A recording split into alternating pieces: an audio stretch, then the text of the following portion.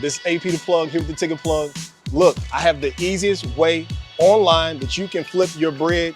We sell tickets to concerts, comedy, festivals, sports, theater, Broadway, all that type of stuff. And it's real easy. I can show you how to do it. Go to thetickettrap.com. Again, thetickettrap.com. Jaleel White. Jaleel White was ran into, or I say approached, excuse me, about doing a reboot of Family Matters. And here's what he had to say. It's very interesting, and we're going to tie something else into this as well, so take a listen. Greater story that needed to be told for today. When I pitched that to one of my former executive producers, all he had to say to me was, Jaleel, nobody's interested in your memoirs. But here we are 12 years later, and I think there's some people that might be interested in those memoirs.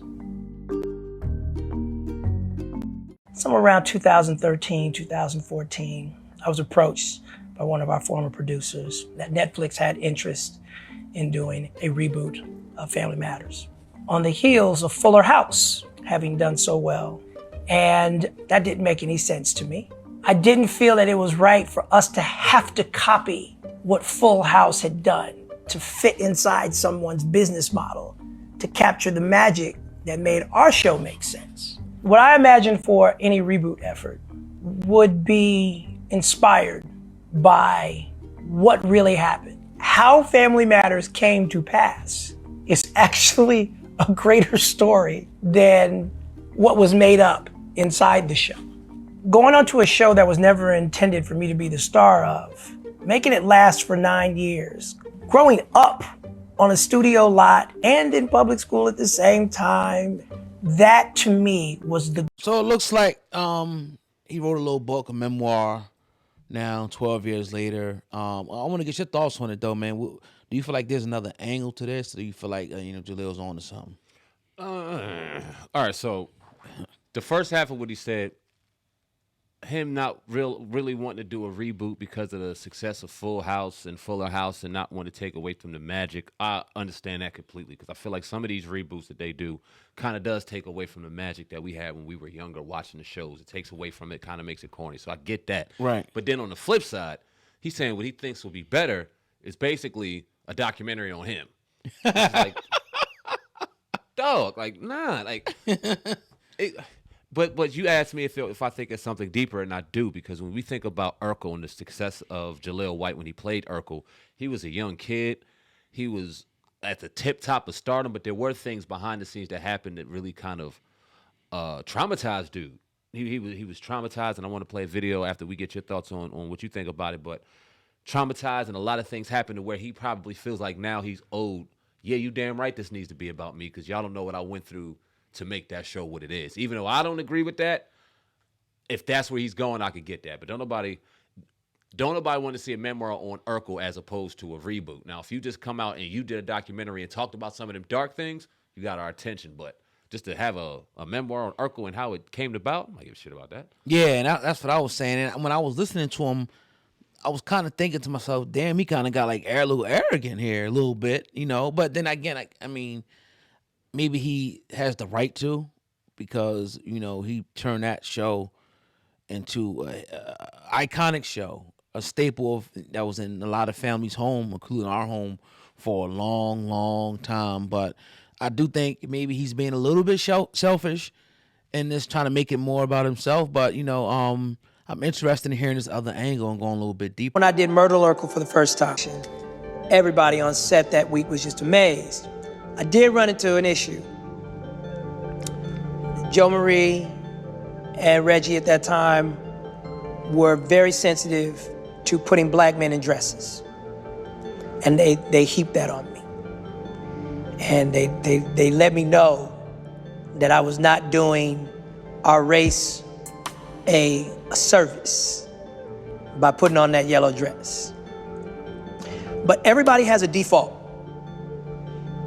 Do you crumble? Do you wilt under pressure? Do you rise? Do you surprise yourself? My default tends to be to take it up a notch. I mean, that evening I felt like a girl. I felt like a girl playing Myrtle Urkel. But I cried like a baby at the end of that taping. I just broke. And I just cried. And this is what's awesome, where you have a great father, you have a good family. And my dad just rose up like a lion and was like, I've watched my son deal with this all week to pull out this performance, and he will never play this character again. You got it once, it's done. But he shouldn't have to carry the burden of some adults making a child feel bad for playing a girl just in fun. But it wasn't the one time. Right. He did it way more other times. Yeah. But go ahead, bro. And even if it was like, you said he rose up like a lion, how come he didn't rise up like a lion and stop the shit from even happening? You had two elders on the show that said, look, this is doing a disservice to the black race. They seen it back then, and you still did it. Why'd you feel the need to still do it? And that just goes to show you that it's more so of an agenda, because did he articulate that to the producers? Like, yo, I don't, I'm sure he probably did, and they probably pressured him into doing it or told him this will take his career to that. Who knows, right? I'm just speculating there. But if we never saw Myrtle Urkel, we still would have loved the show. It was fire. It was fire. Like all the little other things he would do, the Stefans and this and that. What is up with this dress shit, man? It leads me to that one thing. Like, yo, it's a sick fetish, emasculation thing that these executives want to do to every black male, man, it seems like, in Hollywood. Or at least most of them. I ain't gonna say everyone, because some of them don't do it. But a lot of the ones that we spoke to on this show, they did it. Some were comfortable. Most weren't. And this is another example of, someone not being comfortable. And the man said he cried. He cried, and he said he felt like a girl. Like, this is deep, bro. But go ahead, man. It's deep. You think about when he was at the height of he was the hottest thing smoking. He had his own doll. It's like a toy. Yeah, right. It was lunch boxes, book bags, black, white, Asian, Hispanic. Everybody loved Steve Urkel. He was the man out here when it came to just celebrities and TV show icons and all that shit. And you think about why they had to feel the need to put him in that as a child. He wasn't, when he first put it on, he probably was no more than 13, 14 years old. So, and I often think of real hard conversations we had with our elders and things that they told us that we didn't want to hear that made us feel uncomfortable. But they said it anyway because they know the significance of it. And even though we weren't there, it's like, damn, dog, if your dad knew that wasn't it, and in his soul he knew that wasn't it, maybe they should have put a hammer to that shit right then and there. But as you listen to Jaleel White throughout interviews, them people never respected him. They treated that dude like he was owned by them, that image was owned by them, and that's why I go on like how hot he was, because it seemed like they treated him like that didn't matter. They created that dude that could take him away. He was asked sometimes, could he go to the Emmys? Could he be involved in the Emmys? No, why do you need to go? Because he was the hottest fucking thing smoking out here in the world at time on TV, but they told him not to do this, not to do that. They kind of treated this dude like he was a speck. You're going to do what we want you to do, put on what we want you to put on, and act how we want you to act because we own you. And I think he's bearing some of that shit, dog. I think now as an adult, as he goes on through it, like he said, his dad said that'll be the last time. Dude was 6'3", with a voice deep, still playing Myrtle Urkel. And how ironic is this that he was flirting with Eddie, and now Eddie allegedly likes transgender. It's just crazy, dog. And that's a coincidence, I guess. But it's just, man, it is. You said it runs deep. Yeah, that's to say the least. And bro. it seemed like they wanted to keep him boxed in. Yeah. To that, like, even in real life, you're Urkel. Yep. Like, you ain't. Why you going? If you only how you going to the Emmys, nigga? If you come with your suspenders on and your pants up your ass, with those glasses on, you can't be nothing outside of that. And did he ever do anything outside of that? Little stuff. Not like that. But never like really where his career could have blossomed to. Because obviously to do that type of role, you're an excellent actor. Yeah. To be able to do that and walk around and keep that voice, which I think he said his voice was messed up. Yeah. He kind of got like, stuck with that little accent or whatever of his voice. So yeah, it's deep because I didn't even know a lot of that before. Like, I think you might have told me, but it kind of slipped my mind. Yeah. It's deep.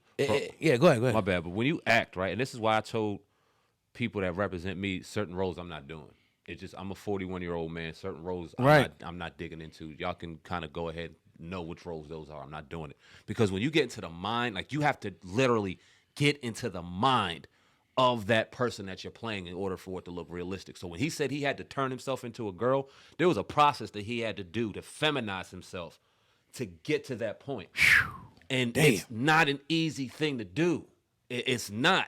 And sometimes it'll mess with you mentally. That's why I was like, I'm not doing that, because I can only imagine some of the characters that I played, the space you have to get into to make this shit real. For him to turn into a girl, he turned into a girl. And that's why he broke at the end of it. They for lack of a better term, they buck broke him. But wow, and you know what you said was kind of deep too. It's how when he turned to the murder, he was trying to get with Eddie. Now look at Eddie right now. Saying, bro. You know what I mean? Busting down Sydney Star, whatever her name is, breaking her back, or his back, I should say. Yes, man. So yeah, wow, man. Find out soon, because I think Trump taking away them things. So we gonna. Oh yeah. But that's wow, man. But that's actually a great segment. I'm glad we talked about that. I'm sure his memoirs will be great to listen and kind of dig into. It'll be available very soon. Looked like it was already done. Yeah. So I'm sure that's just promotion, for that. So definitely, man. For sure.